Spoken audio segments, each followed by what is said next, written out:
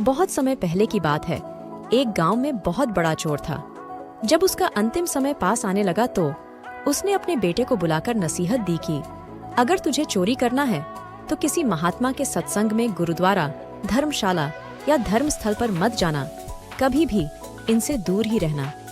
और दूसरी बात, अगर कभी पकड़े जाओ तो अपना जुर्म कभी नहीं मानना कि तुमने चोरी की है, चाहे कितनी भी मार पड़े, पर मानना नहीं कि तुमने चोरी की है। लड़के ने कहा कि जी सत्य वचन, मैं ऐसा ही करूंगा। इसके बाद वह चोर मर गया और इसके बाद लड़का रोज रात को चोरी करने जाता रहा। एक बार उस लड़के ने चोरी करने के लिए किसी घर में ताले तोड़े। घर वाले जाग गए और उन्होंने शोर मचा दिया। घर के आगे पहरेदार खड़े थे। पहरेदारों ने कहा कि आने दो, बचकर कहाँ जाएगा, हम यही पकड़ लेंगे उसको। अब इधर घर वाले खड़े थे, उधर पहरेदार खड़े थे। उस लड़के के तो आगे कुआं था और पीछे खाई।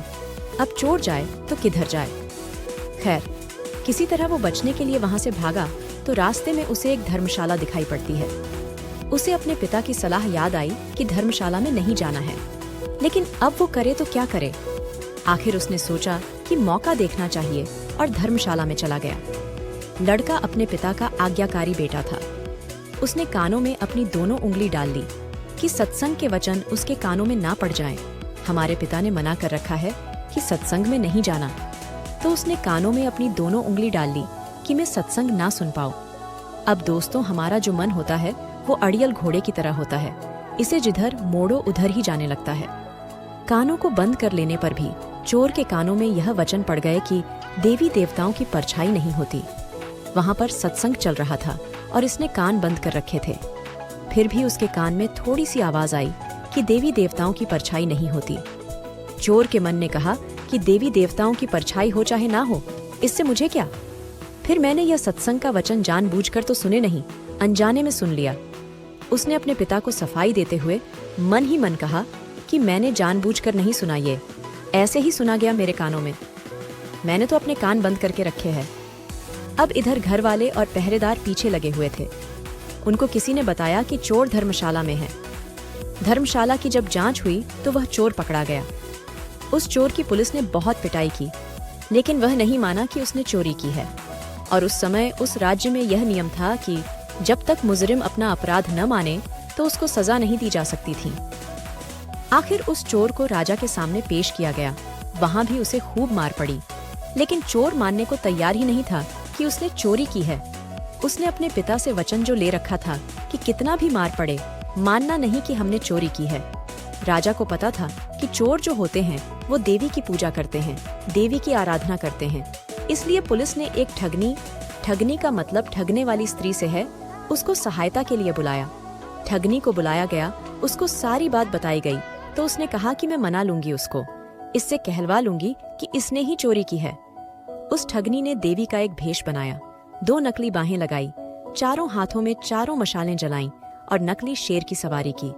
चूंकि वह पुलिस के साथ मिली हुई थी, इसलिए जब वो आई तो उसकी हिदायत के मुताबिक जेल के दरवाजे कड़क कड़क कर खुल गए। पहले से सब प्लान कर रखा था कि देवी जब आए जेल में तो सारे दरवाजे अपने आप खुलते जाए, और ऐसा ही हुआ। और जब आदमी किसी मुसीबत में फंस जाता है तो अपने इष्ट देवी देवता की याद करता है।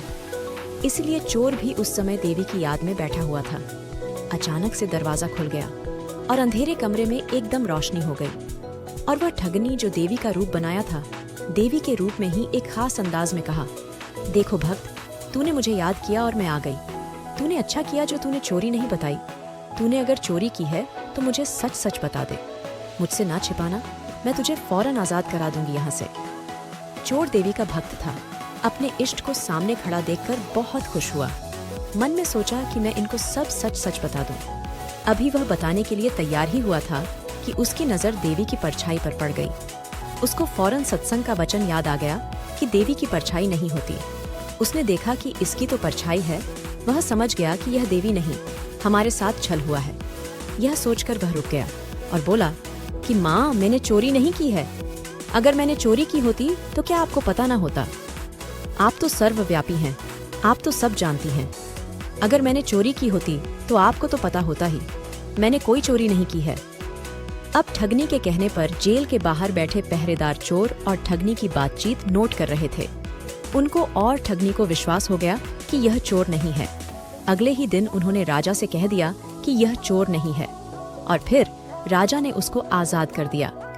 जब चोर आजाद हुआ तो सोचने लगा कि जब सत्संग का एक वचन सुना तो जेल से छूट गया। अगर सारी उम्र सुनूंगा तो पता नहीं क्या क्या मिल जाए मुझे। उस चोर जब यह ख्याल आया तो वह रोज सत्संग में जाने लगा।